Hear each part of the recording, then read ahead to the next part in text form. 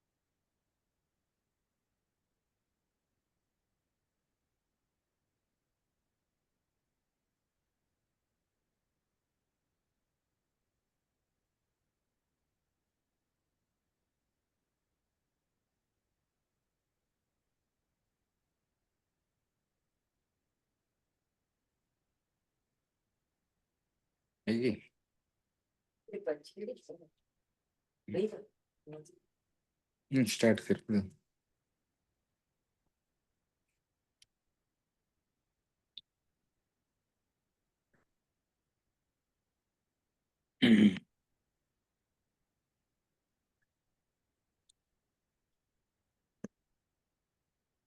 ओम ह्रीं नमो अर्हन्ताणम्.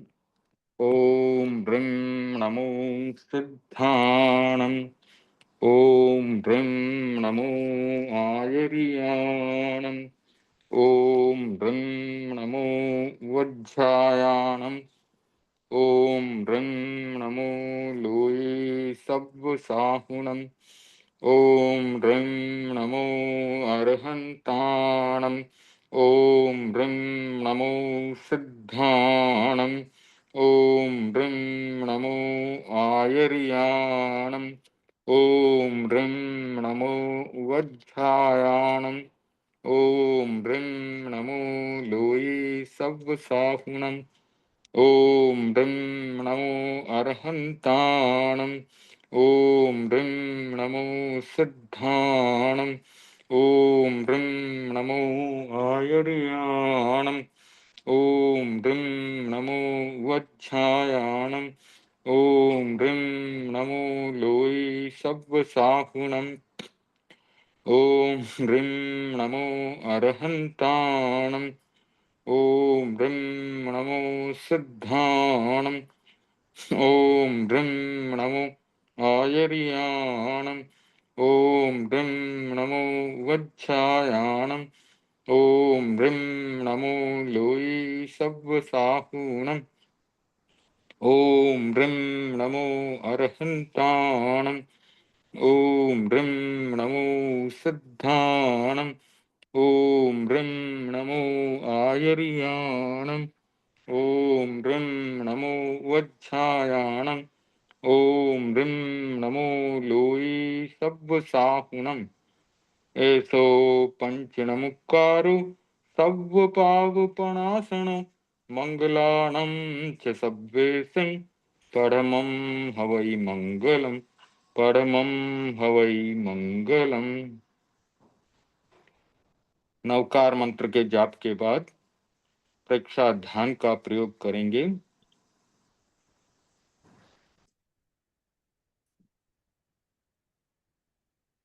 जिस किसी आसन में सुखपूर्वक बैठ सकें, सुखासन, पद्मासन, वज्रासन या साधारण रूप से कुर्सी पर भी बैठ करके ध्यान कर सकते हैं. प्रेक्षा ध्यान का संकल्प। मैं चित्त शुद्धि के लिए प्रेक्षा ध्यान का प्रयोग कर रहा हूँ। मैं चित्त शुद्धि के लिए प्रेक्षा ध्यान का प्रयोग कर रहा हूँ। मैं चित्त शुद्धि के लिए प्रेक्षा ध्यान का प्रयोग कर रहा हूँ। सबसे पहले कायोत्सर्ग का प्रयोग। काया के प्रति ममता को छोड़ना है। तस् उत्तरीकरणेन पायच्छित्तकरणेन विशोहीकरणेन विसल्लीकरणेन पावाणं कम्माणं निगायनठाय थामिकौसगम। आंखें कोमलता से बंद, रीढ़ की हड्डी और गर्दन सीधी रहे।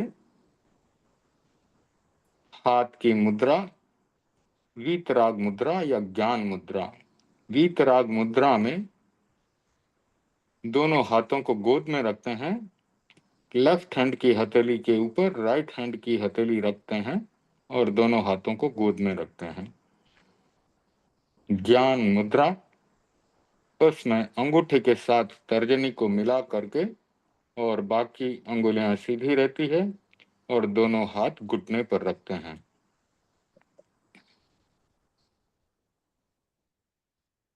शरीर को ढीला छोड़ें और प्रतिमा की भांति अडोल, कोई हलन चलन ना हो। एक एक अंग को देखते हुए उसे शिथिल होने का सुझाव देंगे, रिलैक्स करेंगे। सबसे पहले अपना ध्यान दाहिने पैर के अंगूठे पर लगाएंगे। वहां हो रहे प्रकंपनों का अनुभव करेंगे। अंगूठा कैसा है, नाखून कैसा है, भीतर क्या चल रहा है। कोशिकाएं हैं, रक्तवाहिनी नलिकाएं हैं, खून बह रहा है, नर्वस सिस्टम के प्रकंपन हो रहे हैं। ये सब देखते हुए सुझाव दें, मेरा दाहिने पैर का राइट फुट का अंगूठा शिथिल हो रहा है, शिथिल हो रहा है, शिथिल हो गया है। दाहिने पैर की अंगुलियां, तलुआ, टखना, एड़ी, पंजा पूरा शिथिल हो गया है, शिथिल हो गया है।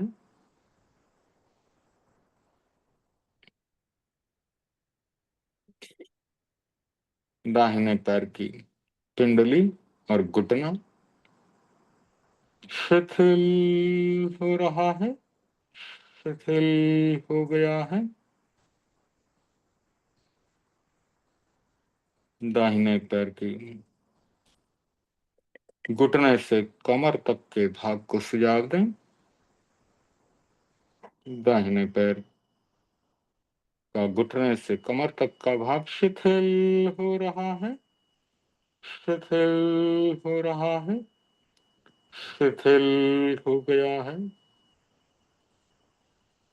अब अपना ध्यान बाएं पैर के अंगूठे पर लगाएंगे। इसी प्रकार उसे भी शिथिल होने का सुझाव देंगे। बाएं पैर का अंगूठा शिथिल हो रहा है, शिथिल हो गया है। बाएं पैर की अंगुलियां, पंजा, एड़ी, तलुआ, टखना सब शिथिल हो रहे हैं, शिथिल हो गए हैं। बाएं पैर की पिंडली, घुटने तक का भाग शिथिल हो रहा है, शिथिल हो गया है। बाएं पैर का कमर तक का भाग शिथिल हो रहा है, शिथिल हो रहा है। शिथिल हो गया है।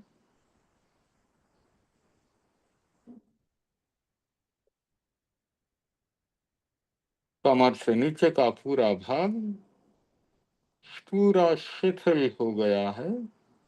अब कमर के ऊपर नाभि तक के भाग पर ध्यान लगाएंगे। वहां पर पाचन तंत्र है,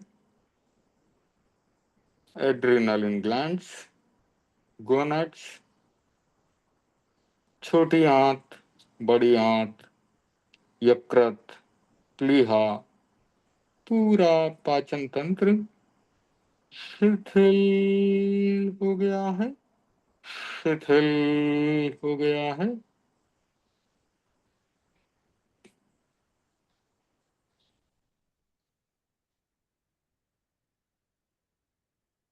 अब अपना ध्यान नाभि के भाग पर लगाएं, जो कि तेजस केंद्र है।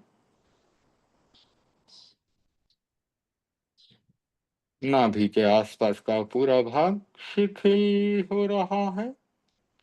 शिथिल हो गया है। नाभि के ऊपर के भाग पर ध्यान लगाएं। कंधे तक एक एक अंग को देखें और उसे शिथिल होने का सुझाव दें। पसलियां, दोनों फेफड़े, हृदय, पूरा शिथिल हो रहा है। शिथिल हो गया है।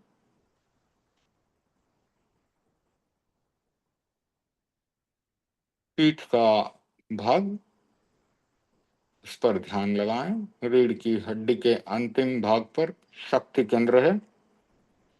शक्ति केंद्र के साथ रीढ़ की हड्डी, पूरा स्नायु संस्थान और कंधे तक का पीठ का पूरा भाग शिथिल हो रहा है। शिथिल हो रहा है। शिथिल हो गया है।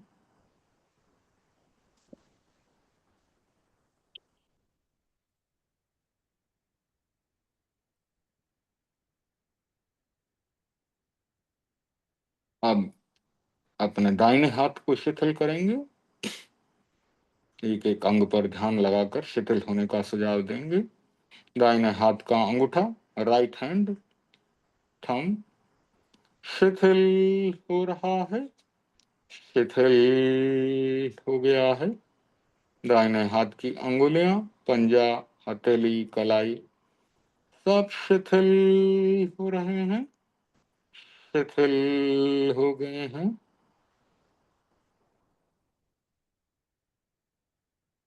दाहिने हाथ का कोहनी तक का भाग शिथिल हो रहा है। शिथिल हो गया है। दाहिने हाथ का कोहनी से कंधे तक का भाग शिथिल हो रहा है। शिथिल हो रहा है। शिथिल हो गया है। बाएं हाथ का अंगूठा शिथिल हो रहा है। शिथिल हो गया है। बाएं हाथ की अंगुलियां, पंजा, कलाई, हथेली सब शिथिल हो रहे हैं। शिथिल हो गए हैं। बाएं हाथ का कोहनी तक का भाग शिथिल हो रहा है। शिथिल हो गया है। बाएं हाथ का कोहनी से कंधे तक का भाग शिथिल हो रहा है। शिथिल हो गया है। अब अपना ध्यान गर्दन के भाग पर लगाएंगे। गर्दन के भीतर थायराइड ग्लैंड्स हैं, स्वर यंत्र है, भोजन नलिका और श्वास नलिका वहां से जाती है। सब शिथिल हो रहे हैं। शिथिल हो रहे हैं। शिथिल हो गए हैं। गर्दन से ऊपर ठुड्डी का भाग, दोनों गाल, दोनों होठ, जीभ,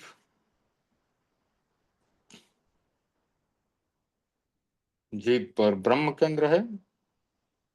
दंत पंक्तियां, तालु सब शिथिल हो रहा है, शिथिल हो गया है।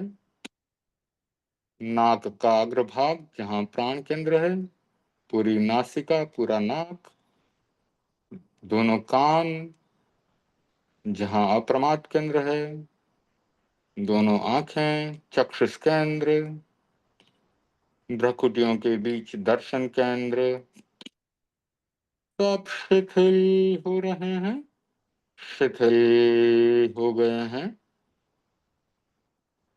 ललाट का भाग, ललाट के बीच में ज्योति केंद्र, ललाट के ऊपर मस्तिष्क का भाग हाइपोथैलेमस जहां शांति केंद्र, चोटी का भाग ज्ञान केंद्र, सब शिथिल हो रहे हैं, शिथिल हो गए हैं। गहरी शांति और शिथिलता का अनुभव करें।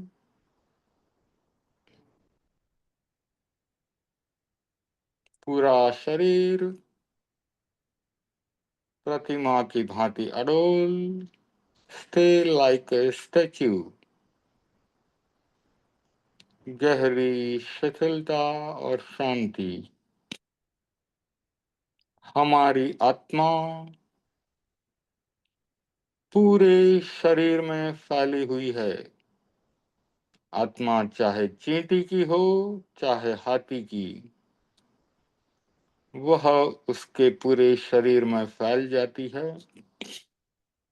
इसीलिए शरीर के एक एक अंग को देखते देखते हम आत्मा को देखने का प्रयास करते हैं, आत्मा को अनुभव करने का प्रयास करते हैं।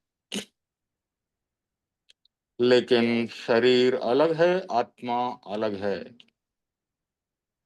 शरीर पुद्गल है, आत्मा चैतन्य स्वरूप है। इसलिए आत्मा भिन्न, शरीर भिन्न है।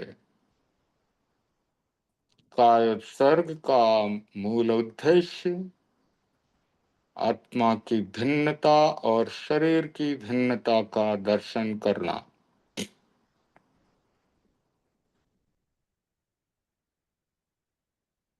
आत्मा भिन्न, शरीर भिन्न।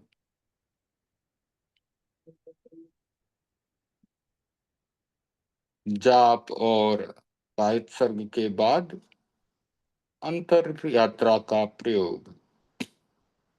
अंतर यात्रा में हमारी चोटी यानी ज्ञान केंद्र, वहां से हम श्वास भरते हुए रीढ़ की हड्डी में से होते हुए नीचे जाते हैं, जैसे कि एक खाली बाल्टी जा रही हो। रीढ़ की हड्डी के अंतिम भाग पर शक्तियां केंद्रित है, शक्ति केंद्र है। वहां पर शक्तियों को भरते हैं बाल्टी में। श्वास छोड़ते हुए रीढ़ की हड्डी से ऊपर आते हैं, बाल्टी को ऊपर ला करके ज्ञान केंद्र में शक्तियों को खाली करते हैं।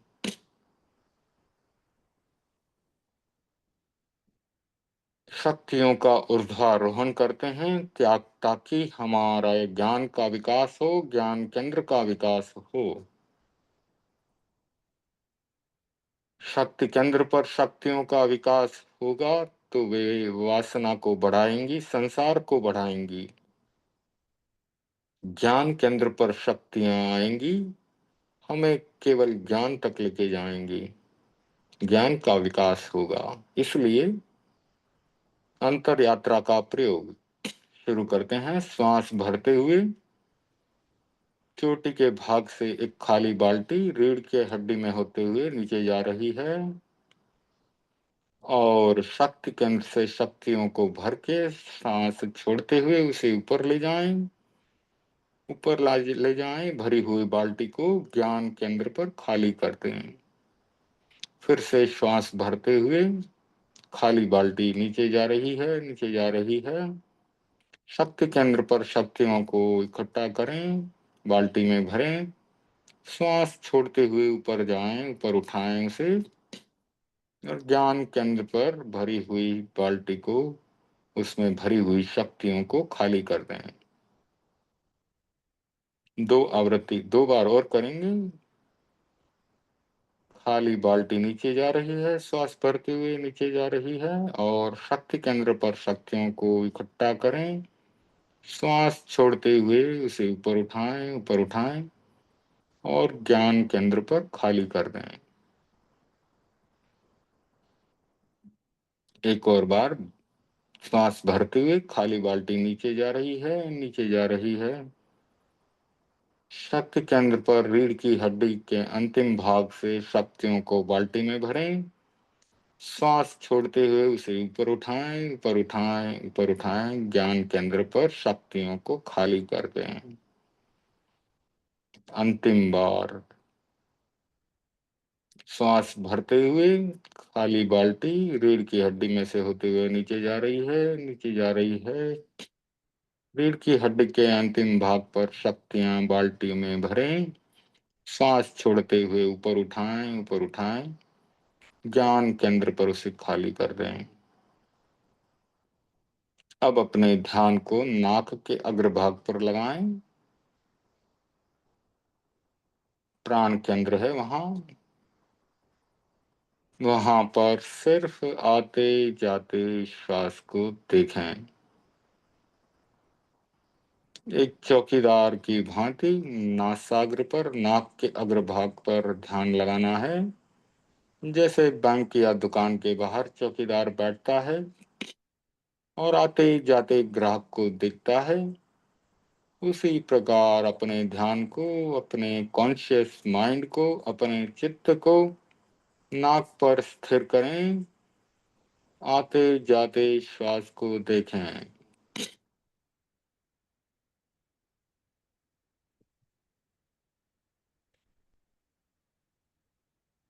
श्वास आ रहा है, श्वास जा रहा है। प्रयत्न पूर्वक श्वास को लंबा कर सकते हैं।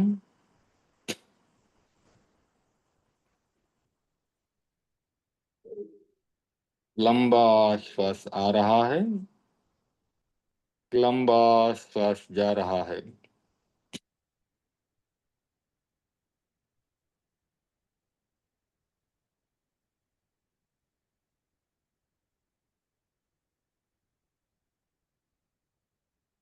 श्वास एक निष्पक्ष न्यूट्रल आलंबन है,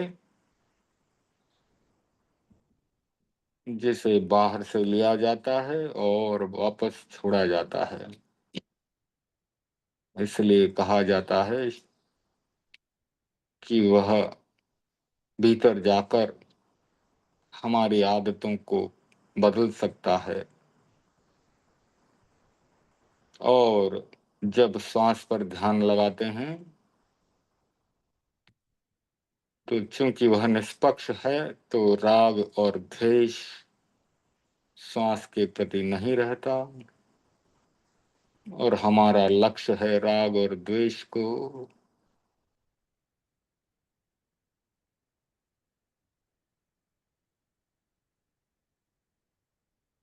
समाप्त करना, राग और द्वेष पर विजय प्राप्त करना।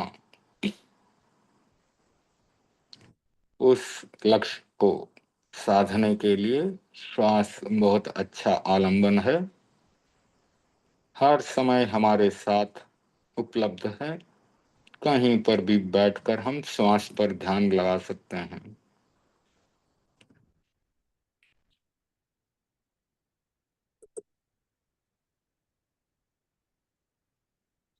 श्वास आ रहा है, श्वास जा रहा है।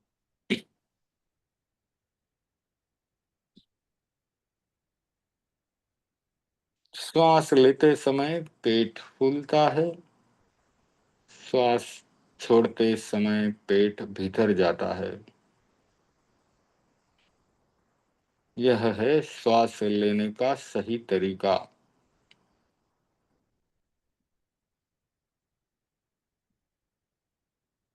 जब आप सीधे सोते हैं उस समय आप पेट पर हाथ लगाकर देख सकते हैं। श्वास लेते समय पेट फूलता है, बाहर आता है। श्वास छोड़ते समय पेट भीतर जाता है। या फिर किसी बच्चे को सोते हुए देखें, उसकी श्वास की क्रिया सही रहती है। श्वास लेते समय पेट फूलता है, श्वास छोड़ते समय पेट भीतर जाता है। पूरा ध्यान श्वास पर रहे।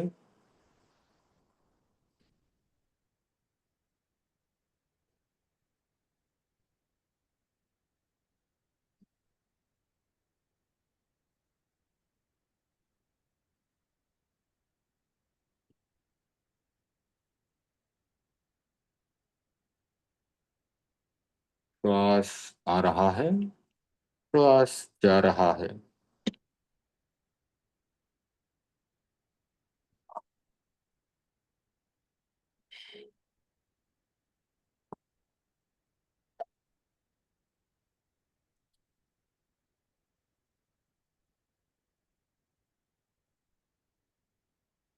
श्वास परीक्षा के बाद हम ज्योति केंद्र की परीक्षा करेंगे। ललाट के बीचों बीच शुक्ल पक्ष शरद पूर्णिमा का चांद, उसे वहां पर देखें। बड़ी थाली के समान श्वेत रंग का चांद ललाट के बीचों बीच, चमकीली किरणें उसकी पड़ रही हैं, पूरे ललाट पर फैल रही हैं। श्वेत चमकीला रंग, उसका ध्यान शरद पूर्णिमा की शीतल श्वेत चमकीली किरणें हमारे ऊपर गिर रही हैं, चारों तरफ फैली हुई हैं। हमारे भीतर शांति, सरलता और समता का विकास कर रही हैं, सहिष्णुता का विकास कर रही हैं। श्वेत रंग शांति का प्रतीक। युद्ध विराम के लिए भी सफेद रंग का झंडा फहराया जाता है। सफेद रंग के कबूतर आसमान में उड़ाए जाते हैं, क्योंकि यह शांति का प्रतीक है।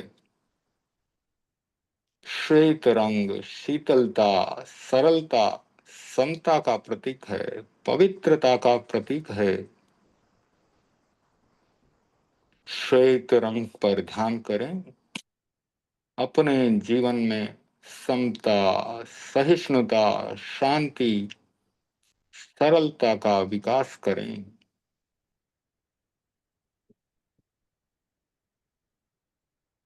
मेरे जीवन में शांति का विकास हो रहा है। मेरे जीवन में सरलता का विकास हो रहा है। मेरे जीवन में समता का विकास हो रहा है। मेरे जीवन में सहिष्णुता का विकास हो रहा है। क्रोध, मान, माया, लोभ शांत हो रहे हैं। क्षय हो रहा है, उनका क्षीण हो रहे हैं।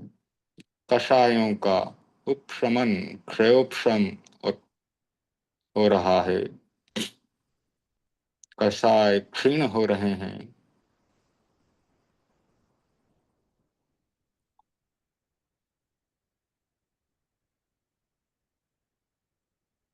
संपिक्खई अपग मप्पयेणं।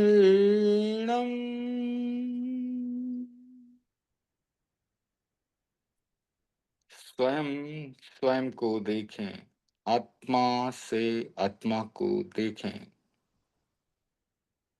अपने आप को देखने का यह सुंदर प्रयास। मेरे भीतर क्या दोष हैं, मैं कैसे उन दोषों को सुधार सकता हूँ। जो विकार की भावना मेरे भीतर है उसको मैं कैसे बदल सकता हूँ। कैसे मेरी भावनाएं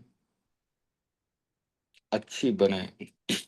दया, करुणा, दान, शील, तप, प्रमोद भावना, मध्यस्थ भावना, करुणा की भावना, मैत्री की भावना का विकास हो। इसीलिए स्वयं को देखने का यह छोटा सा सूत्र, संपिक्खई अपग मप्पयीणं। स्वयं स्वयं को देखें, आत्मा से आत्मा को देखें।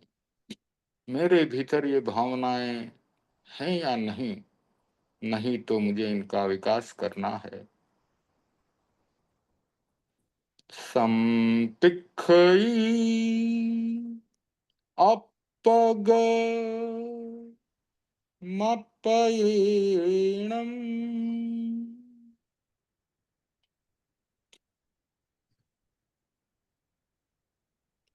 स्वयं स्वयं को देखें, आत्मा से आत्मा को देखें।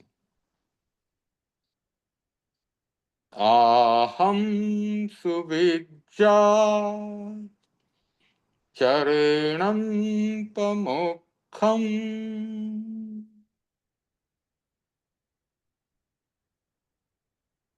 दुख मुक्ति के लिए विद्या और आचार का अनुशीलन करें। सभी जीव सुखी बनना चाहते हैं, कोई दुखी नहीं होना चाहता। और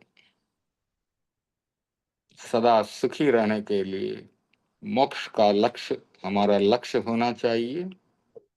उसे प्राप्त करने के लिए विद्या यानी ज्ञान प्राप्त करना है, उस पर आचरण करना है, अनुशीलन करना है।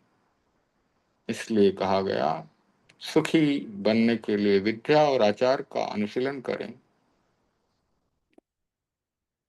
आहम सुविज्जा चरणं पमोक्षम। दुख मुक्ति के लिए विद्या और आचार का अनुशीलन करें। अज्ञान को सबसे बड़ा दुख बताया गया है, इसीलिए ज्ञान प्राप्त करें और उस पर आचरण करें। सम्यक ज्ञान, सम्यक आचरण। आहम सुविज्जा चरणं पमोक्षम। दुख मुक्ति के लिए विद्या और आचार का अनुशीलन करें।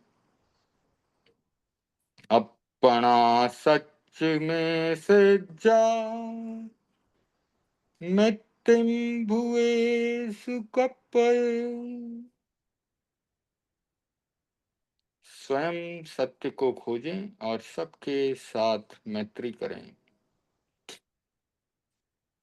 भगवान ने अपने सत्य को स्वयं खोजा, स्वयं केवल ज्ञान की उन्होंने प्राप्ति की। उसी प्रकार हमें भी अपना सत्य स्वयं खोजना है और सभी जीवों के साथ मैत्री करनी है। अपना सच में से जा मृत्युम भुए सुकपये। स्वयं सत्य को खोजें और सबके साथ मैत्री करें। अपना सच में से जा मृत्युम भुए सुकपये। स्वयं सत्य को खोजें और सबके साथ मैत्री करें। एगो में सासो अप्पा नान दंसन संजुआ शेषा में बाहिरा भावा सब्बे संयोग लक्षणा। एक आत्मा शाश्वत है जो ज्ञान दर्शन लक्षणों वाली है, बाकी सब बाहरी भाव संयोग और वियोग लक्षणों से युक्त हैं। जिसका संयोग होता है उसका वियोग भी निश्चित है। एगो में सासो अप्पा नान दंसन संजुआ शेषा में बाहिरा भावा सब्बे संयोग लक्षणा। एक आत्मा शाश्वत है जो ज्ञान दर्शन लक्षणों से युक्त है, बाकी सब बाहरी भाव संयोग और वियोग लक्षणों वाले हैं। एगो में सासो अप्पा नान दंसन संजुआ शेषा में बाहिरा भावा सब्बे संयोग लक्षणा। एक आत्मा शाश्वत है जो ज्ञान दर्शन लक्षणों वाली है, बाकी सब बाहरी भाव संयोग और वियोग लक्षण वाले हैं। आज हमने जाप का प्रयोग किया, फिर कायोत्सर्ग किया, फिर अंतर यात्रा, फिर श्वास प्रेक्षा, फिर अनुप्रेक्षा, ज्योति केंद्र की प्रेक्षा भी की, श्वेत रंग का ध्यान लक्ष्य ध्यान भी किया। अब आज का ध्यान 2-3 लंबे श्वास लेते हुए संपन्न कर सकते हैं और धीमे धीमे अपनी आंखों को खोल सकते हैं। फिर हम स्वाध्याय करेंगे, पहले जीव अजीब पुस्तक से और फिर तीर्थंकर चरित्र से।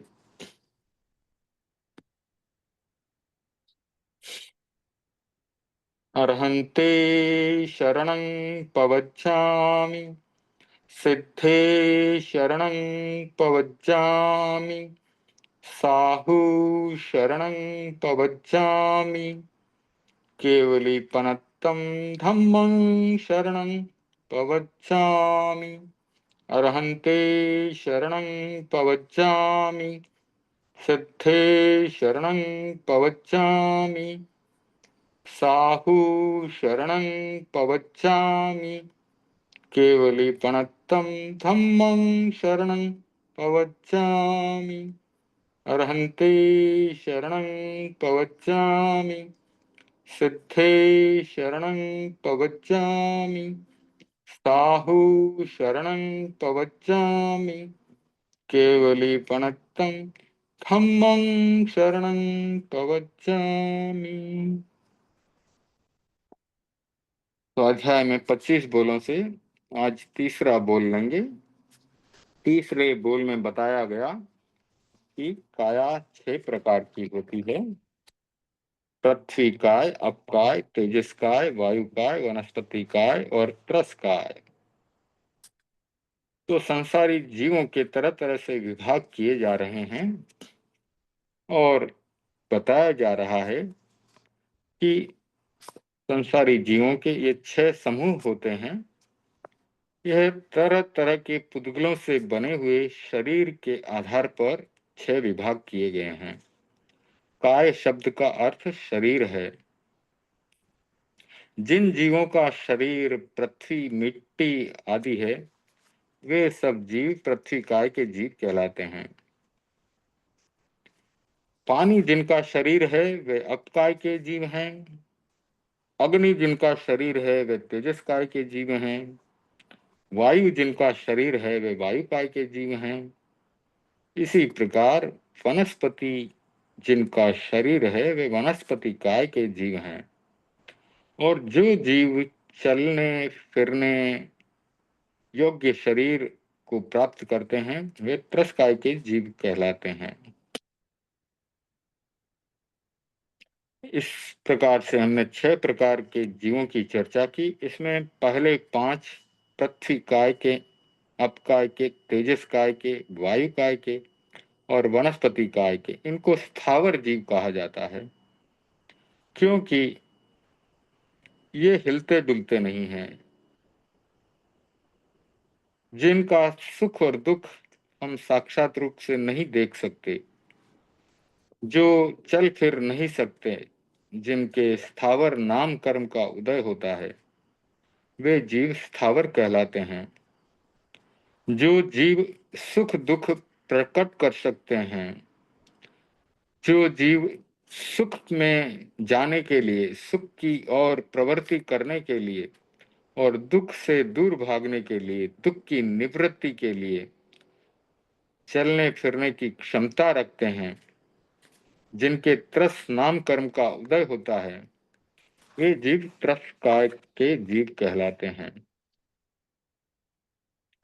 सम्मुख आना, मुड़ करके पीछे जाना, शरीर को सिकोड़ना, शरीर को फैलाना, आवाज करना, डर कर इधर उधर भागना, घूमना, आने जाने का जिनको ज्ञान होता है, वंश वृद्धि जो कर सकते हैं, यह सब जीवों के लक्षण हैं।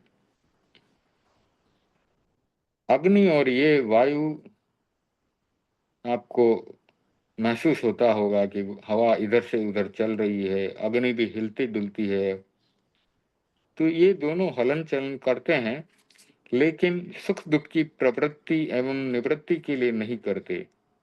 इनको पता नहीं है कि ये सुख के लिए जा रहे हैं या दुख से दूर भाग रहे हैं, इसलिए ये वास्तविक त्रस नहीं कहलाते, लेकिन इनको गति त्रस का नाम दिया गया है। वैसे तो ये स्थावर काई ही हैं।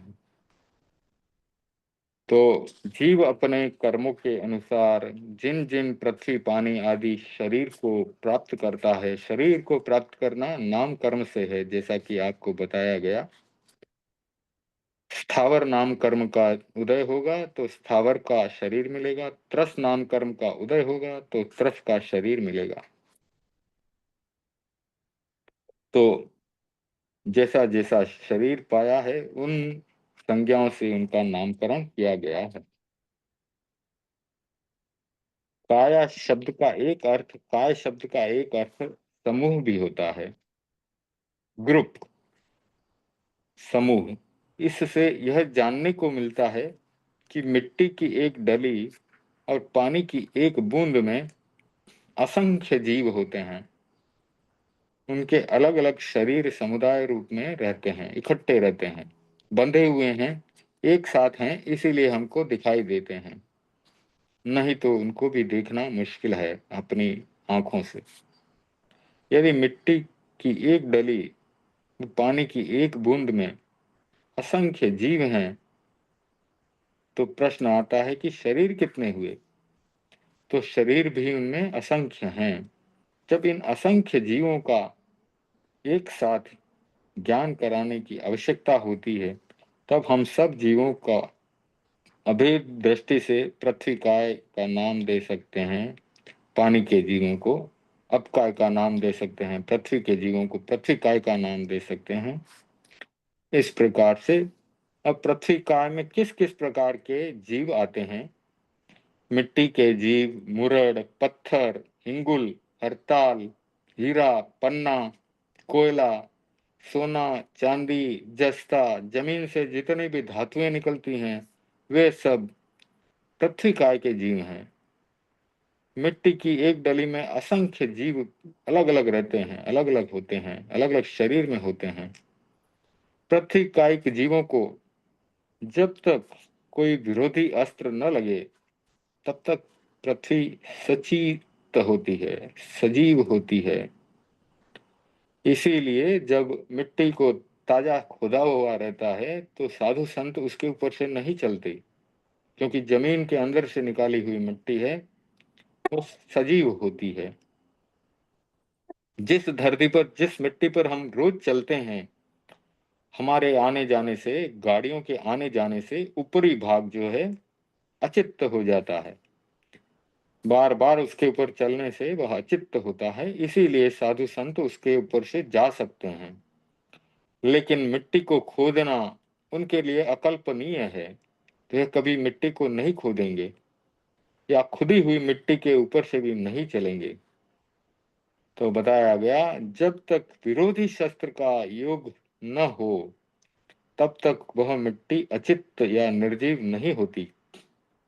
यानी जमीन से निकाली हुई मिट्टी या खनिज धातु जब तक उसको विरोधी अस्त्र, यानी उदाहरण के लिए उसको गर्म करके पिघलाया जाता है धातु को, तब वह अजीब बनती है। नहीं तो जमीन से निकली हुई धातु या मिट्टी अजीब नहीं होती, वो जीव वाली होती है, सचित्त होती है। आगे पढ़ते हैं। अब काय, तो जो बरसात का जल है, ओस का जल है, समुद्र का जल है, धुआं का जल है, कुएं, बावड़ी, तालाब, झील, नदी आदि का जल, ये सब अपकायिक जीव हैं। इनकी एक एक बूंद में अलग अलग असंख्य जीव होते हैं।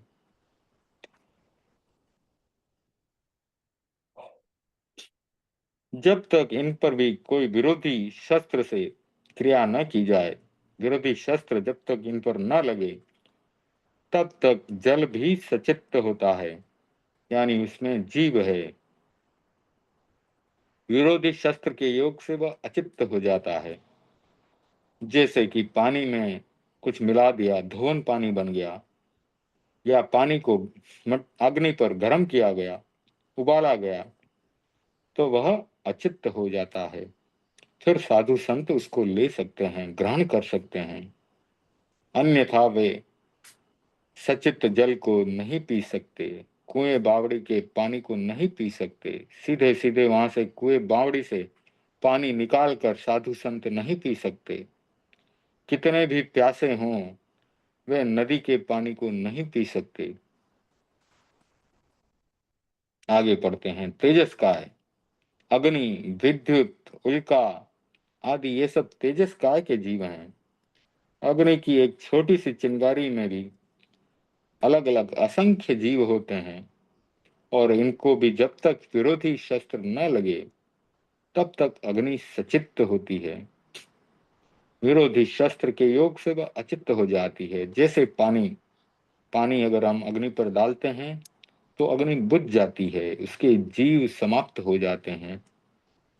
इसीलिए सामायिक हो या साधु संत हो, तो वो अग्नि को छूते भी नहीं हैं। कभी बहुत ज्यादा सर्दी पड़ रही हो, ठंड लग रही हो, तो भी साधु संत अग्नि तापने की इच्छा नहीं रखते। उनका त्याग बहुत बड़ा त्याग है। फिर आगे वायु का है। वायु के भी 5 प्रकार अलग अलग बताए गए हैं। उत्कलित का वायु, मंडलिका वायु, घन वायु, गुंजा वायु और शुद्ध वायु। उत्कलिका वायु उसे कहते हैं जो रुक रुक कर चलती है, ठहर ठहर कर आती है। मंडलिका वायु वह है जो गोल घूमती हुई चलती है। आपने गांवों में देखा होगा, कई बार गोल गोल घूमती हुई हवा ऊपर उठती है, उसके साथ साथ बहुत सारा कचरा और कई चीजें ऊपर उठती हैं, वह है मंडलिका वायु। घन वायु, जो वायु बहुत घनी जमी हुई है, बर्फ की तरह, यह वायु रत्न प्रभा आदि पृथ्वी के अथवा विमानों के, देव विमानों के नीचे भी रहती है। और यह वायु जमी हुई बर्फ की तरह बहुत ही गाढ़ी होती है और मजबूत होती है, और विमानों का आधार है। रत्न प्रभा आदि पृथ्वियों का भी आधार है। गुंजा वायु, जो वायु चलते चलते शब्द करती है, उसे गुंजा वायु कहते हैं। शुद्ध वायु, जो वायु इन सभी गुणों से रहित है तथा मंद मंद चलती है, धीमे धीमे चलती है। तो बताया गया, वायु में भी असंख्य जीव होते हैं जो अलग अलग अपने अपने शरीर में रहते हैं, और जब तक विरोधी शस्त्र न लगे तब तक वायु भी सचित्त होती है। विरोधी शस्त्र के योग से वह अचित्त हो जाती है। इसीलिए साधु संत पंखा यानी विजन नहीं करते, हाथ भी ऐसे या रुमाल या कोई पंखा जो हाथ से भी नहीं जलते, और जो बिजली से चलने वाला पंखा है उसका तो उपयोग वे नहीं करते हैं। आगे वनस्पति काय। वनस्पति काय जो साधारण रूप से वनस्पति हमें दिखाई देती है, पेड़, आम, अंगूर, केला, सब्जी, आलू, प्याज, लहसुन आदि, ये सब वनस्पति काय हैं। इसके भी दो भेद किए गए हैं, साधारण वनस्पति और प्रत्येक वनस्पति। 84 लाख जीव योनि में भी साधारण वनस्पति और प्रत्येक वनस्पति का भेद बताया गया है ना। 7 लाख पृथ्वी का है, 7 लाख अप का है, 7 लाख तेजस का है, 7 लाख वायु का है, और 14 लाख वनस्पति का है, 14 लाख साधारण वनस्पति का है। ऐसे हम अलग अलग भेद करते हैं, साधारण वनस्पति का है और प्रत्येक वनस्पति का है। तो साधारण जहां एक शरीर में अनंत जीव होते हैं,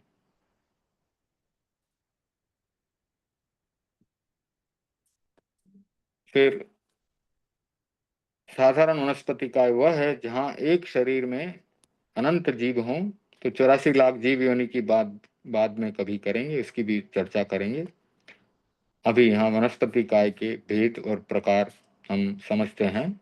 साधारण वनस्पति काय वह है जहां एक शरीर में अनंत जीव हों, उसे साधारण वनस्पति काय कहते हैं।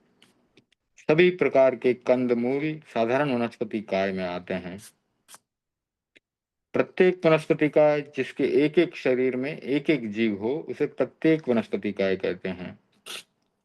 जैसे वृक्ष, आम आदि का, लता, करेला, ककड़ी आदि की, तृण, दूब, घास आदि, हरित काय, चौलाई आदि पत्ते वाले शाक, जल रूह जल में उत्पन्न होने वाले कमल आदि, ये सब प्रत्येक वनस्पति काय हैं। प्रत्येक वनस्पति में शरीर का निर्माण निर्माण करने वाला मूलतः एक ही जीव होता है, किंतु उसके आश्रित असंख्य जीव होते हैं। द्विंद्रिय आदि जीवों में यह बात नहीं है, उनमें प्रत्येक जीव अपने शरीर का स्वतंत्र निर्माण करता है। तो वनस्पति काय जीवों के उत्पन्न होने के 8 अलग अलग भेद बताए गए हैं। अग्र बीज वह वनस्पति जिसका सिरा ही बीज है, जैसे कोरंट या कट्ठ सरिया का वृक्ष। ये वृक्ष तो मैंने भी नहीं देखा है, लेकिन आगमों में बताया गया है, हमारे शास्त्रों में बताया गया है। मूल बीज वह वनस्पति जिसका मूल ही बीज हो, जैसे कि कंद मूल आदि, प्याज, आलू, लहसुन आदि, ये कंद मूल। पर्व बीज वह वनस्पति जिसकी गांठें ही बीज हो, जैसे अपने गन्ना खाते हैं ना, ईख, उसका बीज जो है गांठ में होता है, तो उसका टुकड़ा इस तरह से काट करके रोपा जाता है, पर्व बीज। स्कंद बीज वह वनस्पति जिसके स्कंद ही बीज हो, जैसे थुअर आदि। बीज रूहा बीज रूह वह वनस्पति जो बीज से उत्पन्न हो, जैसे गेहूं, जौ, अनाज, ये सब बीज रूहा कहे जाते हैं। फिर समुच्छिन वह वनस्पति जो अपने आप पैदा होती है, जैसे अंकुर आदि। तृण, घास, तृण आदि, ये तृण प्रकार है एक, ये भी वनस्पति का। फिर लता जो बेलें होती है, चंपा, चमेली, ककड़ी, खरबूज, तरबूज आदि की, उनको लता कहते हैं। तो वनस्पति में पृथक पृथक अलग अलग अनेक जीव होते हैं। जब तक उनको विरोधी शस्त्र न लगे तब तक वनस्पति सचित्त होती है। विरोधी शस्त्र के योग से वह अचित्त हो जाती है, यानी इसको गर्म किया जाए तो वह अचित्त हो जाती है। उदाहरण के लिए वनस्पति में वनस्पति काय में अनंत जीव होते हैं। शेष 5 कायों में असंख्य जीव होते हैं, लेकिन वनस्पति काय में अनंत होते हैं। पृथ्वी, पानी आदि आदि जो भी हमें दिखते हैं वे पृथ्वी कायिक, अपकायिक आदि जीवों के शरीर हैं। उसके भीतर जीव होते हैं। अगर वे सचित्त हैं तो उसमें जीव होते हैं। एक जाति के जीव अपनी तथा दूसरी जाति के जीवों के लिए शस्त्र साबित हो सकते हैं। जिस तरह शस्त्र द्वारा मनुष्यों का नाश होता है, उसी तरह परस्पर विरोधी स्वभाव के जीव एक दूसरे के लिए शस्त्र के समान होते हैं और एक दूसरे का नाश करते हैं।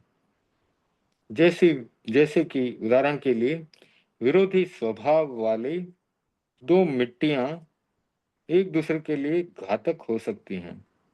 काली मिट्टी और सफेद मिट्टी को मिला दिया तो वे एक दूसरे के जीवों का नाश कर सकती हैं। अग्नि कायिक जीव जल कायिक जीवों के लिए शस्त्र हैं। उसी तरह जल कायिक जीव अग्नि कायिक जीवों के लिए शस्त्र हैं। तो ये एक दूसरे के लिए शस्त्र हो सकते हैं। सचित्त मिट्टी से जो सचित्त मिट्टी के जीवों का नाश होता है वह स्वकाय शस्त्र कहलाता है। यानी सफेद मिट्टी और काली मिट्टी मिला दी तो दोनों के जीवों का नाश हो सकता है। यह स्वकाय शस्त्र है। तथा अग्नि से मिट्टी के जीवों का नाश हो तो उसे परकाय शस्त्र कहते हैं। तो ये परकाय शस्त्र का उदाहरण है कि अग्नि के द्वारा मिट्टी के जीवों का नाश हुआ। वायुकाय का शस्त्र वायुकाय भी हो सकता है और दूसरी काय भी हो सकती है। सचित्त वायु से जो वायु का नाश होता है वह स्वकाय शस्त्र है और अचित्त वायु से जो वायु का नाश होता है वह परकाय शस्त्र कहलाता है।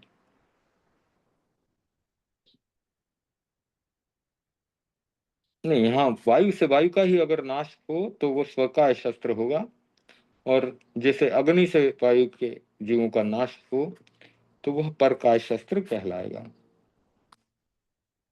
त्रसकाय द्विंद्रिय से पंचेंद्रिय तक के समस्त हिलने चलने घूमने फिरने वाले जीव त्रसकाय के जीव कहलाते हैं।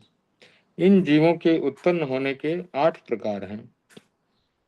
वे हैं अंडज, जो त्रस जीव अंडों से पैदा होते हैं, जैसे कि पक्षी है, सांप है आदि आदि। पोतज वे त्रस जीव जो अपने जन्म के समय खुले अंगों से पैदा होते हैं, जैसे हाथी। जरायुज ये वे त्रस जीव हैं जो अपने जन्म के समय मांस की झिल्ली में लिपटे रहते हैं, जैसे कि मनुष्य, भैंस, गाय आदि। रसज ये वे त्रस जीव हैं जो रसों में पैदा होते हैं, दही में पैदा होने वाले, जैसे कि उसमें कृमि या बैक्टीरिया पैदा हो जाते हैं। स्वेदज ये वे त्रस जीव हैं जो पसीने में उत्पन्न होते हैं, जैसे जूं है, लीक है। समुच्चयम ये वे त्रस जीव हैं जो नर मादा के संयोग के बिना ही उत्पन्न हो जाते हैं, जैसे कि मक्खी, चींटी आदि। उद्भिज ये त्रस जीव जो पृथ्वी को फाड़ कर निकलते हैं, जैसे टिड्डी, पतंगे आदि। औपपातिक ये त्रस जीव जो गर्भ में रहे बिना ही किसी विशेष स्थान में पैदा होते हैं, जैसे कि देवता और नरक। नारक जो है कुंभी में पैदा होते हैं, देवता शैया पर पैदा होते हैं। ये औपपातिक होते हैं। इस प्रकार हमने तीसरे बोल में 6 काय की चर्चा की। अब हम तीर्थंकर चरित्र पुस्तक से स्वाध्याय करेंगे। तो पिछली बार जहां पर हम रुके थे वहां से आगे बढ़ते हैं।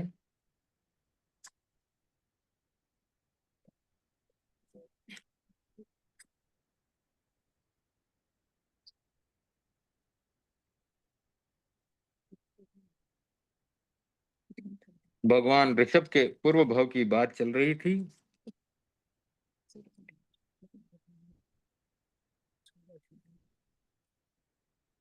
तो जहां तक मैं सोचता हूं मुझे जहां तक याद है पांचवा और छठा भाव भव जो है चल रहा था।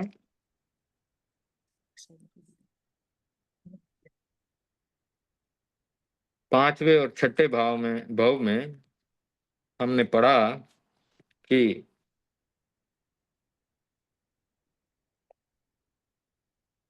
अनशन पूर्वक समाधि मृत्यु को प्राप्त कर महाबल पांचवे भव में दूसरे ईशान देवलोक में श्रीप्रभ नामक विमान में अधिपति ललितांग देव के रूप में उत्पन्न हुआ और उनकी प्रधान देवी का नाम स्वयं प्रभा था।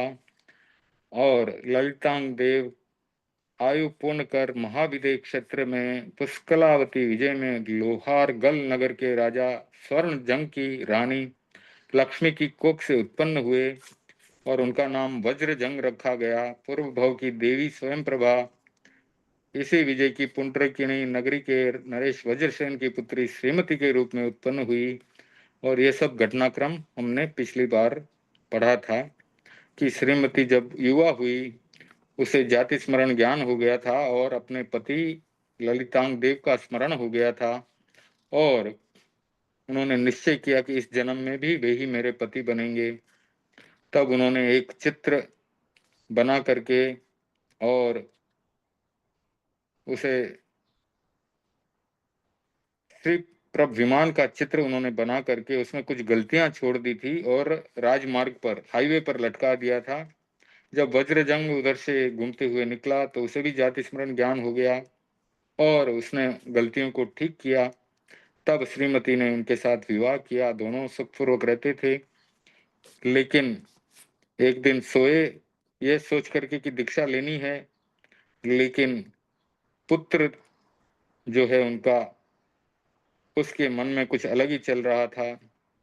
माता पिता ने सोचा कि हम दीक्षा ले लेंगे, पुत्र को राजा घोषित करके उसका राज्याभिषेक कर देंगे। लेकिन पुत्र ने अपने माता पिता को विश्व मिश्रित धुआं छोड़ करके मार दिया। तो ये दोनों मृत्यु को प्राप्त हुए। परिणाम की सरलता के कारण वे योगलिक बने और योगलिक आयु को भोग कर आठवें भव में दोनों पहले स्वधर्म देवलोक में देव बनते हैं और जम्बू द्वीप के महाविदेय क्षेत्र में क्षिति प्रतिष्ठित नगर में सुविधि वैद्य के पुत्र के रूप में वज्रजंग का जीव आता है, जीवानंद। और उनकी श्रीमती का जीव जो है ईश्वर दत्त का केशव नाम से पुत्र हुआ और उनके साथ में राजा का पुत्र एक, मंत्री का पुत्र एक, श्रेष्ठी पुत्र एक और सार्थवाह का पुत्र एक। ये 6 साथी थे और इन्होंने जो है एक मुनि की सेवा की। जो मुनि व्याधिग्रस्त थे, कोढ़ यानी क्रमिक कुष्ठ रोग से ग्रसित थे, उस कोढ़ को दूर किया उन्होंने। रत्न कंबल, गोशीर्ष, चंदन और लक्षपात तेल, इस सामग्री से उन्होंने मुनि को रोग मुक्त किया। लक्षपात तेल लगाया गया, रत्न कंबल उड़ाई गई जिससे कि सारे कृमि बाहर आ गए और बाद में गोशीर्ष चंदन का लेप करके वे निरोग हो गए।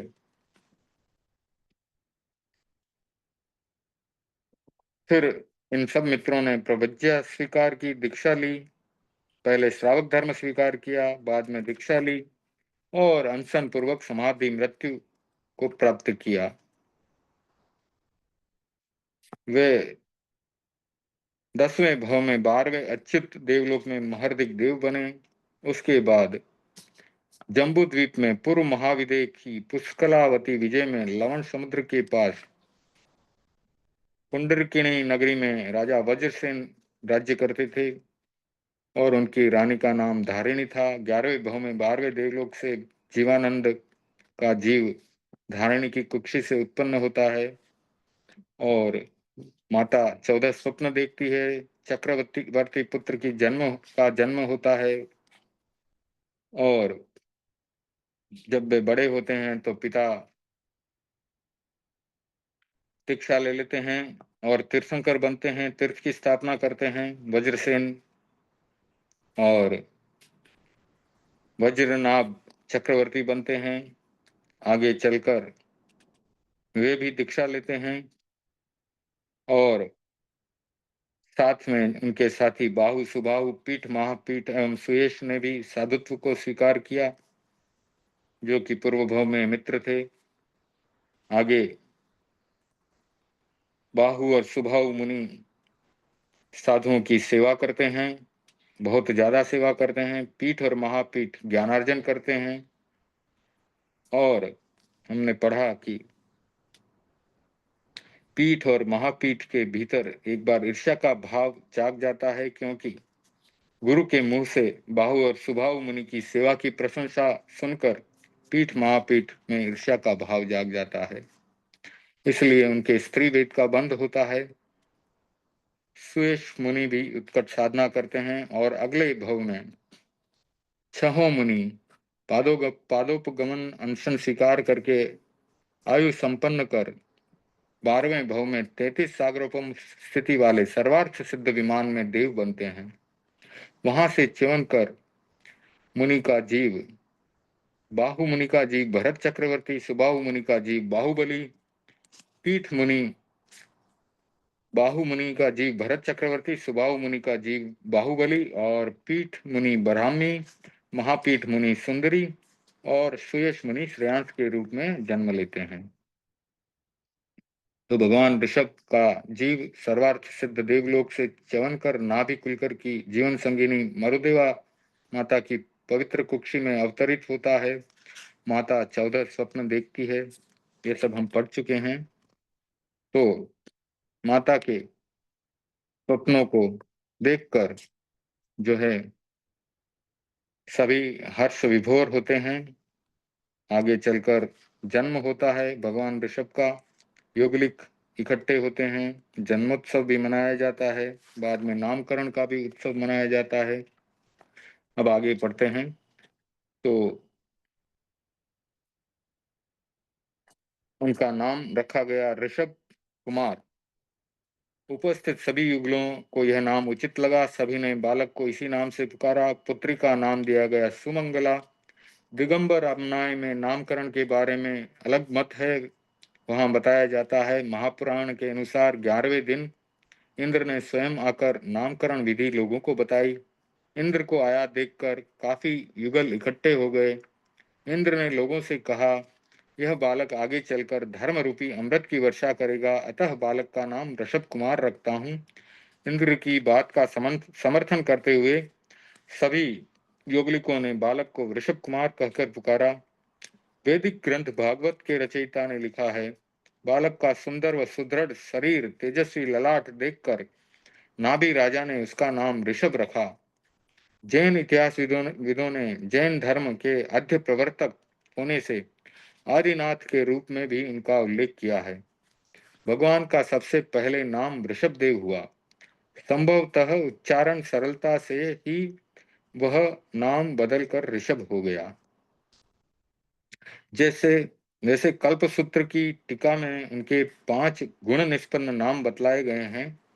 वृषभ प्रथम राजा, प्रथम भिक्षाचर, प्रथम जिन, प्रथम तीर्थंकर। इनके अतिरिक्त आदिनाथ, आदिम बाबा नाम भी ग्रंथों में आए हैं। भगवान ऋषभ के समय कोई वंश जाति नहीं थी। ऋषभ कुमार जब 1 वर्ष के हुए तब एक दिन अपने पिता की गोद में बाल क्रीड़ा कर रहे थे।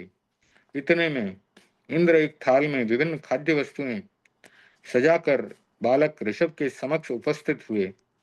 नाभि कुलकर ने ढेर सारी वस्तुएं देखकर अपने पुत्र से कहा, जो कुछ खाना हो उसे हाथ से उठाओ। ऋषभ कुमार ने सर्वप्रथम गन्ने का टुकड़ा उठाकर चूसने का प्रयत्न किया। बालक ऋषभ के इस प्रयत्न को ध्यान में रखकर इंद्र ने घोषणा की, बालक ऋषभ कुमार को इक्ष्वाकु प्रिय है, अतः आगे इस वंश का नाम इक्ष्वाकु वंश होगा। इक्ष्वाकु वंश की स्थापना के साथ ही वंश परंपरा स्थापित हो गई। तो भगवान ऋषभ के समय कई चीजें पहली बार हुई। पहली बार जन्म संस्कार, जन्म का उत्सव मनाना, नामकरण संस्कार, नामकरण का उत्सव मनाना, फिर वंश की स्थापना।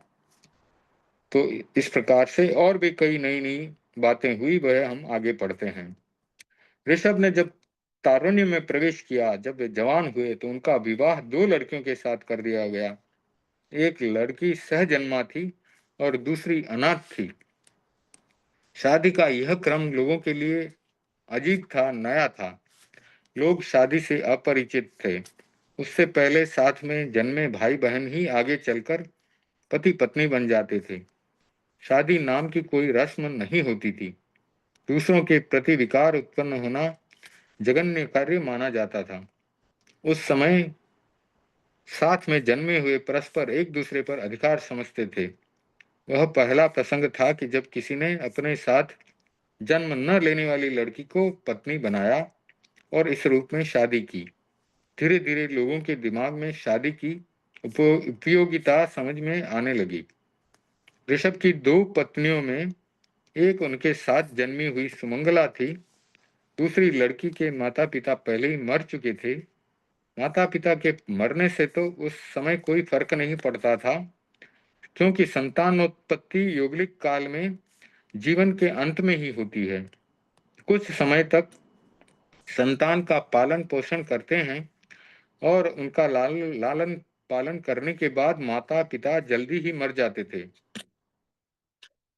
पीछे से वे भाई बहन खाने पीने की व्यवस्था बिना किसी कठिनाई के स्वयं कर लेते थे, क्योंकि कल्प वृक्ष थे, इसलिए ज्यादा मेहनत नहीं करनी पड़ती थी। किंतु इस लड़की का तो जीवन साथी लड़का भी मर गया था। यौगिक जगत में संभवतः यह पहली घटना थी, किंतु सामूहिक जीवन के अभाव में इस घटना की सबको जानकारी भी नहीं हुई। आसपास के कुछ लोगों को जब इसका पता लगा तो उन्हें बड़ा आश्चर्य हुआ। लड़की बेचारी वहीं फल फूल खाकर दिन बिताने लगी।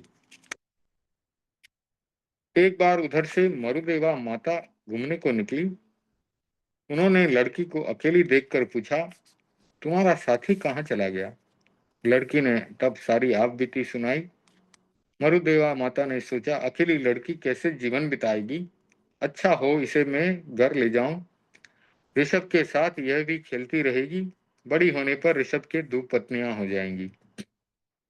इस भावना से अभिप्रेरित मरुदेवा माता ने लड़की को अपने साथ अपने घर बुला लिया और अपने घर ले गई।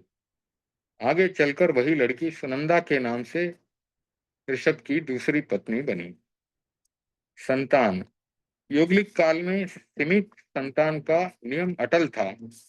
हर युगल के जीवन में एक ही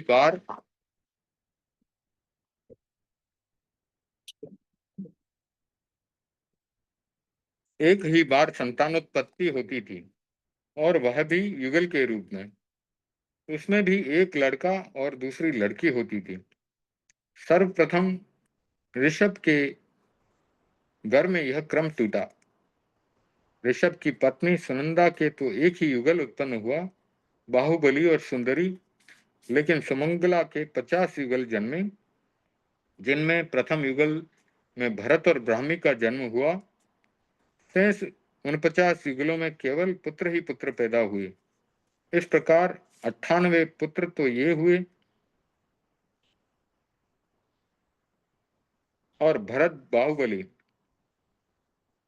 दोनों 2 बहनों के साथ जन्मे।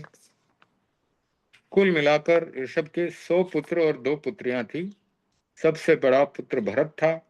इसके बाद तो अन्य युगल दंपतियों के भी अनेक पुत्र पुत्रियां होने लगी। तभी आगे चलकर इन सब की शादियां अनेक कन्याओं से होने का भी उल्लेख है। जनसंख्या भी बहुत तेजी से बढ़ने लगी। भगवान के पुत्र पुत्रियों के नाम इस प्रकार हैं: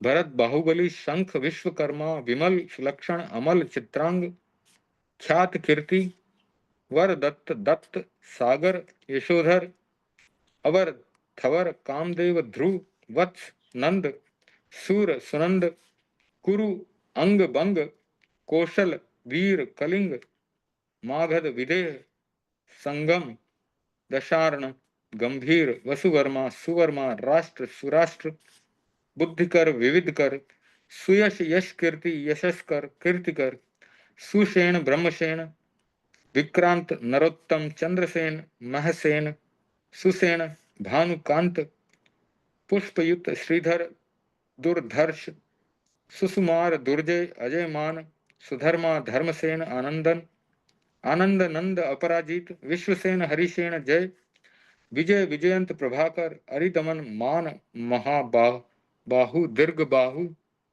मेघ सुघोष विश्व वराह वसु सेन कपिल शेल विचारी अरिंजय कुंजर बल जय देव नागदत्त काश्यप बल वीर शुभमति सुमति पद्मनाभ सिंह सुजाति संजय सुनाम नरदेव चित्तहर सुखर दृढ़ रथ और प्रभंजन।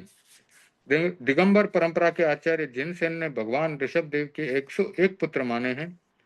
एक नाम वृषभ सेन अधिक दिया है। भगवान ऋषभ देव की 2 पुत्रों के नाम ब्राह्मी और सुंदरी हैं। राज्याभिषेक। अब कुलकर नाभि के पास प्रतिदिन योगलिकों को की बहुत अधिक शिकायतें आने लगी थी, क्योंकि दंड संहिता भी उस समय निस्तेज होती जा रही थी।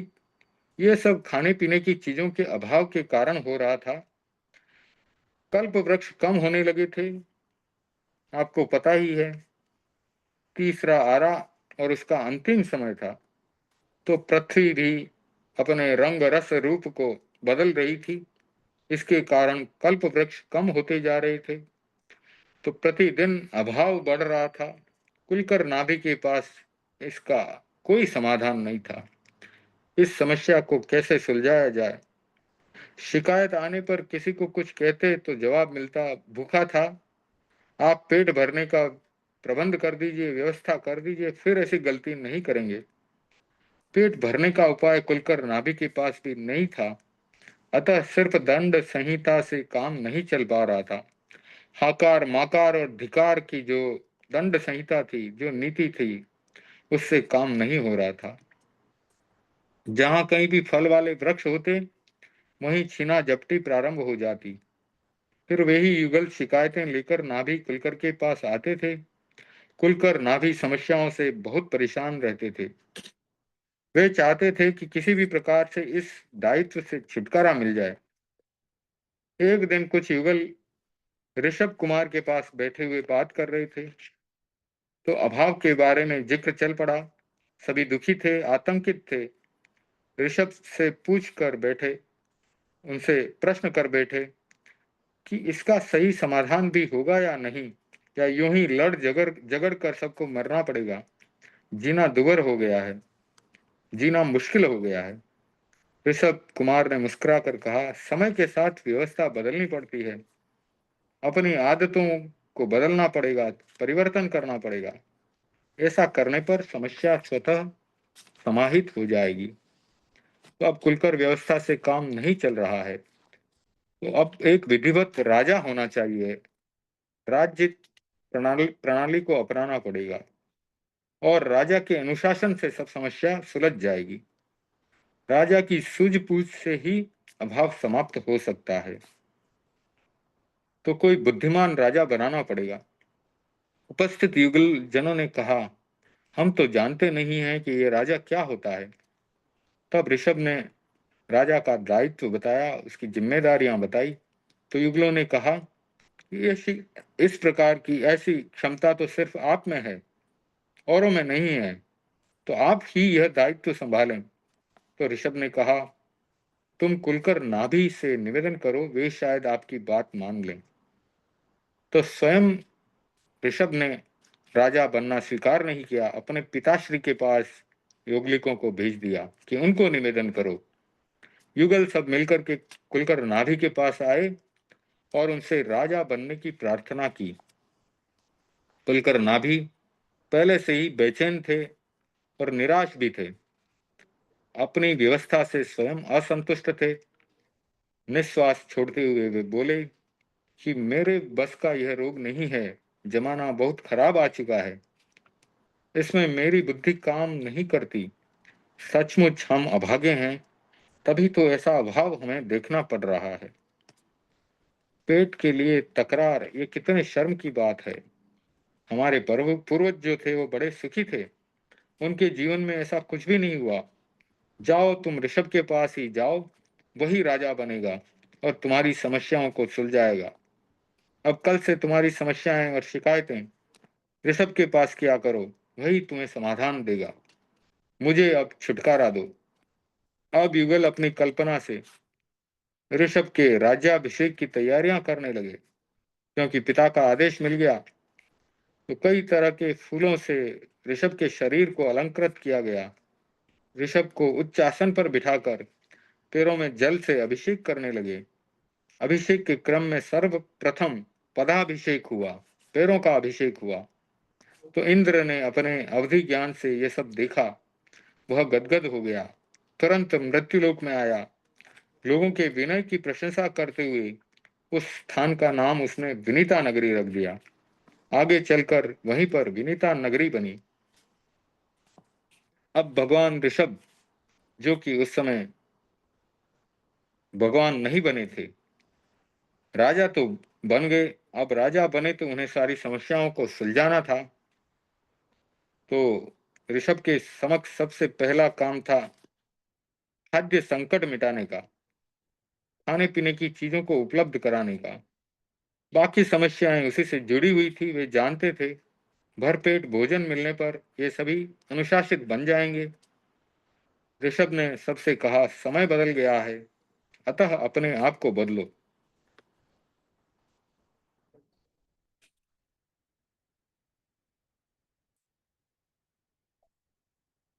तो आज तक हमें वृक्षों से 12 ही महीने फल मिला करता था, लेकिन अब वातावरण बदल रहा है और कल्प वृक्ष भी कम हो रहे हैं, फल भी कम लग रहे हैं। समय के साथ इन वृक्षों ने फल देना बंद कर दिया है। क्या हम फलों के अभाव में भूखे रहेंगे?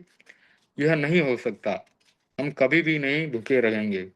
हमें भरपूर पेट भोजन मिलेगा, खूब अच्छा भोजन मिलेगा, लेकिन शर्त यह है कि हम सबको मेहनत करनी पड़ेगी। खेतों में अनाज बोना होगा, हर चीज उत्पन्न करनी होगी।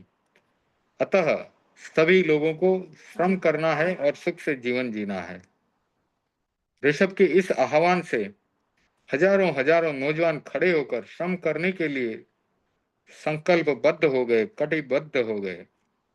सर्वत्र ऐसा वातावरण बन गया कि श्रम ही सुख का रास्ता है। श्रम के बिना जीवन जीने का समय बीत गया। अब उस पुरानी लकीर को पकड़े रहना ना समझी है। सभी के मुंह पर एक ही नारा गूंजने लगा, श्रम करो और सुख से जियो। तो ऋषभ ने कृषि के तरीके बताए, कैसे खेती करनी है, कैसे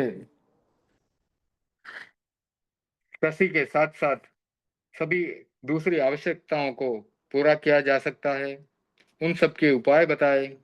प्रत्येक कार्य को विधि के साथ उन्हें सिखाना पड़ता था, क्योंकि उन लोगों को किसी भी बात की जानकारी नहीं थी।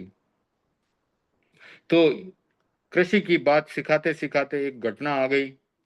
लोगों का बौद्धिक विकास एकदम नहीं था, जीरो। विकास एकदम जीरो था। किसी को कुछ नहीं पता था उस समय में। जितना बताया जाता था उतना ही काम करते। किसी को कहा जाता कि एक गिलास इधर से उठाकर उधर रखना है, तो बस वो उतना ही काम करता, एक जगह से उठाकर दूसरी जगह रख देता, उससे ज्यादा नहीं और उससे कम भी नहीं। क्योंकि लोग सरल थे, बुद्धि की कमी थी, लेकिन बौद्धिक विकास नहीं था। तो उस समय के जो लोग हैं उन्हें कहा जाता है कि वे रिजु जड़ थे। रिजु यानी सरल और जड़ यानी बुद्धि कम थी, यानी बुद्धि का विकास नहीं था। तो जितना काम बताओ उतना काम करते। आसपास की बात उनके चिंतन से बाहर थी। जितना बताओ उतना समझते थे। खेती पक जाने के बाद जब उनको सारी प्रक्रिया बताई गई तो खेती को पकने के बाद उसे काट कर अनाज निकालने की विधि स्वयं ऋषभ बतला रहे थे। तो लोग अनाज निकालने लगे और अनाज पर बैलों को घुमा घुमा कर अनाज और भूसे को अलग अलग करने लगे। पर जब बैलों को भूख लगती तो वे उस अनाज को भी खा जाते और भूसे को भी खा जाते, घास को भी खा जाते। इससे लोग घबराए और वे सोचने लगे कि ये अनाज खा जाएंगे तो हम फिर क्या खाएंगे। तो शाम को ऋषभ के पास आए। वे ऋषभ को बाबा के नाम से पुकारते थे। कहने लगे, बाबा, अनाज तो बैल खा जाएंगे, फिर हमारे लिए क्या बचेगा। तो बाबा ने घास की रस्सियों से छींकी बनाने की विधि बताई और बोला, ऐसे उनके मुंह पर छींकी लगा दो तो फिर वे नहीं खाएंगे, मुंह बंद जाएगा तो नहीं खाएंगे। तो दूसरे दिन सभी लोगों ने छींकी लगा दी। बैलों के मुंह छींकी से बंद हो गए तो दिन भर कुछ भी नहीं खा सके। किसान खुश थे कि आज तो एक दाना भी फालतू नहीं गया। शाम को उन बैलों के आगे चारा आदि रख दिया गया, लेकिन उन्होंने चारा नहीं खाया। तो अब क्या होगा। तो सब बाबा के पास पहुंचे दौड़ते दौड़ते और अपनी चिंता प्रकट करते हुए बोले, बाबा, बैल तो मर जाएंगे, उन्होंने खाना पीना छोड़ दिया है। तो बाबा ने पूछा, अरे, तुमने वो छींकी बांधी थी बैलों के, वो तो खोली कि नहीं खोली। तो बोले कि वो तो नहीं खोली, उसका आपने कब बताया था हमें। तब बाबा बोले, जल्दी जाओ और पहले वो छींकी खोलो, तब बैल खाना खा पाएंगे, क्योंकि बैलों का मुंह बंधा हुआ है। तब किसानों ने जाकर के छींकी खोली और बैलों ने खाना खाया। लेकिन इस प्रकार से बैलों को लंबे समय तक भूखा रखा गया। तो बताया जाता है कि भगवान के जो है कर्मों का बंधन हो गया और बाद में वह कैसे उदय में आता है वो आगे पढ़ेंगे। अग्नि की उत्पत्ति होती है उसके बारे में पढ़ लेते हैं कि एक दिन कुछ लोग भागे भागे एकदम सोच में डूबे हुए उद्भ्रांत होकर के ऋषभ के पास पहुंचे और अपने हाथ दिखाते हुए बोले, बाबा देखो, ये फफोले हो गए हैं कि अब क्या करें। बाबा ने पूछा, यह कैसे हुआ। उन्होंने कहा, बाबा, जंगल में लाल लाल कोई रत्न पैदा हुआ है। दिखने में बड़ा अच्छा लगता था, आकर्षक लगता था। प्रारंभ में शुरू में काला काला निकला, फिर लाल हो जाता है और ऊंचा उठता है। उसमें से लाल लाल कण भी निकलते हैं। हमने सोचा इसे बाबा के पास ले चलते हैं, वे ही बताएंगे कि इसका क्या नाम है और क्या उपयोग है। हमने उससे उसके हाथ से पकड़ने की कोशिश की। हाथ डाला तो बड़ी पीड़ा हुई। देखा तो ये फफोले हो गए थे। बाबा, ये क्या चीज है, हमें तो अब इससे डर लगने लगा है। तो मुस्कुराते हुए बाबा ऋषभ ने कहा, अरे, तुम्हारे भाग्य से अग्नि पैदा हो गई है, इससे डरने की जरूरत नहीं है, इसे समझने की जरूरत है। और आगे आने वाले युग में यह मानवीय सभ्यता तथा समृद्धि की आधार मानी जाएगी। यह बहुत ही लाभप्रद है, इसका उपयोग करना सीखो, इससे बहुत ही फायदा होगा आपको। तो फिर आगे क्या घटना घटित होती है देखते हैं। भोजन और भाजन।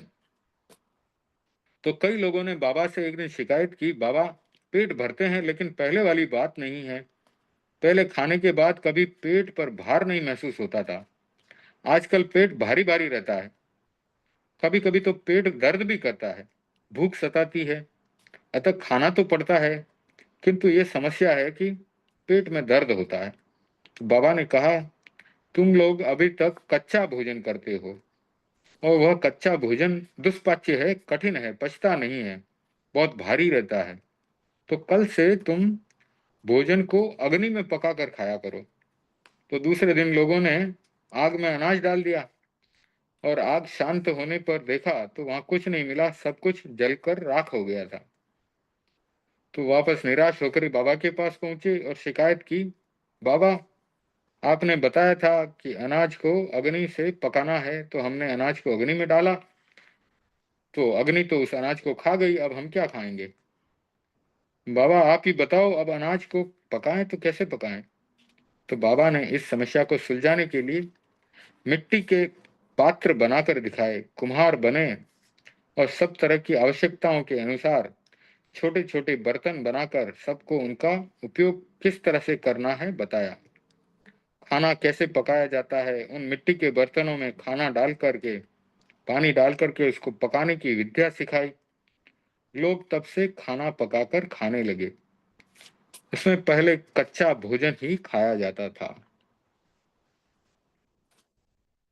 आगे असी कर्म की शिक्षा। तो ऋषभ ने एक वर्ग ऐसा भी तैयार किया जो लोगों की सुरक्षा का दायित्व संभालने में दक्ष हो।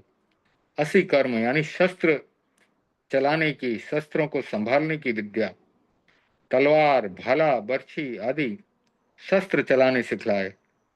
साथ में कब किस पर इन शस्त्रों का प्रयोग करना चाहिए इस बारे में भी पूरे निर्देश दिए। वे लोग सुरक्षा के लिए सदा तत्पर रहते थे।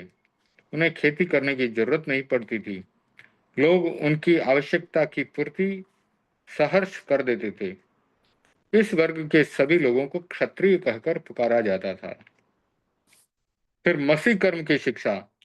तो भगवान ने कृषि, असी, मसी और कृषि सब तरह की शिक्षा प्रदान की। कृषि कला, शिल्प कला, इनकी विभिन्न प्रक्रियाओं को सिखाकर अब उन्होंने विनिमय का माध्यम यानी एक्सचेंज करने का माध्यम बनाने की बात सोची। विनिमय कैसे किया जाए, उत्पादन की वे शिक्षा दे चुके थे। अब उत्पादित की हुई वस्तुएं एक दूसरे के पास कैसे पहुंचे, इसी चिंतन में उन्होंने मसी कर्म की शिक्षा का आविष्कार किया। मसी कर्म अर्थात लिखा पढ़ी से वस्तु का विनिमय करना, एक दूसरे को देना। प्रारंभ में मुद्रा नहीं थी, वस्तु से ही वस्तु का विनिमय होता था। एक वस्तु के बदले में दूसरी वस्तु ली जाती थी या दी जाती थी। उसका हिसाब रखना जरूरी था। कौन सी वस्तु का विनिमय किस मात्रा में होना चाहिए, यह जानना जरूरी था। यह निर्धारित करने के लिए कुछ लोगों को प्रशिक्षित किया गया। लोग बेचारे भोले भाले थे, इतना हिसाब रखना उनके लिए कठिन था। तो इस वर्ग ने इस कठिनाई को हल किया। लोगों ने सहर्ष इस कार्य के लिए पारिश्रमिक की व्यवस्था की। उत्पादक से उपभोक्ता तक, प्रोडक्शन टू कस्टमर, तो उत्पादन करके ग्राहक तक उसे पहुंचाने के लिए कुछ प्रतिशत मुनाफा लेने की छूट थी। इस विनिमय प्रक्रिया को व्यापार तथा इसे करने वाले वर्ग को व्यापारी या वैश्य कहकर पुकारने लगे। अब असी मसी और कृषि कर्म की समुचित शिक्षा लोगों ने बाबा से सीखी। एक ऐसा वातावरण बना कि कोई व्यक्ति निष्क्रिय नहीं रहे, ऐसा कोई भी आदमी नहीं रहे जो काम न करे। तो लोगों को लगा कि निकम्मा रहना समाज पर भार है। मानवीय संस्कृति में निष्क्रियता को स्थान नहीं है। श्रम करने से कोई छोटा नहीं होता। श्रम करना ही सामूहिक जीवन की सार्थकता है। जो लोग खेती आदि किसी कार्य में दक्ष नहीं बने, वे लोग सेवा और सफाई का काम करने लगे। तो इससे सेवा के काम में ज्यादा दिमाग नहीं लगाना पड़ता। काम किया, पारिश्रमिक पाया, कोई झंझट नहीं, अधिक जिम्मेदारी भी नहीं थी। किंतु कोई कैसा ही कार्य करने वाला हो, समाज में सभी समान थे। उस समय ऊंच नीच की व्यवस्था नहीं थी और ऊंच नीच की भावना भी नहीं थी। ऋषभ ने श्रम का ऐसा प्रवाह प्रवाहित किया कि कोई भी व्यक्ति उससे अछूता नहीं रहा, कोई भी निकम्मा नहीं रहा। सबको अपनी अपनी योग्यता के अनुसार काम करने का अवसर मिला। अब वर्ण व्यवस्था के बारे में बात करते हैं। कार्य की अपेक्षा से अलग अलग वर्ण बन गए, अलग अलग वर्ग बन गए। उनका काम अलग अलग था। भारतीय ग्रंथों में उपलब्ध 4 वर्णों में से 3 वर्णों की उत्पत्ति भगवान ऋषभ के समय में हो चुकी थी। सुरक्षा का दायित्व संभालने वाला वर्ग क्षत्रिय कहलाता था। कृषि तथा मसी काम करने वाले लोग वैश्य कहलाते थे। उत्पादन तथा विनिमय को की समुचित व्यवस्था उनके जिम्मे थी। लोगों के दैनिक जीवन की आवश्यकता पूर्ति इन्हीं 2 वर्गों से हो जाती थी। इन दोनों वर्गों को वैश्य शब्द से पुकारा जाता था। कृषि और मसी कर्म के अतिरिक्त अन्य कार्य करने वाले जो लोग थे वे शूद्र कहलाते थे। इनके जिम्मे सेवा तथा सफाई का काम था। ब्राह्मण वर्ग की उत्पत्ति सम्राट भरत के शासनकाल में होती है। सम्राट भरत ने धर्म के सतत जागरण के लिए कुछ बुद्धिजीवी व्यक्तियों को चुना जो कि वक्तृत्व कला में निपुण थे, भाषण देने की कला में निपुण थे, उपदेश देने की कला में निपुण थे, उपदेश अच्छा दे सकते थे और ब्रह्मचारी रहकर समय समय पर राज्यसभा में तथा अन्य स्थानों में प्रवचन देते थे, लोगों को धर्म की प्रेरणा देते थे। यही उनका काम था। सम्राट भरत ने उन्हें आजीविका की चिंता से मुक्त कर दिया।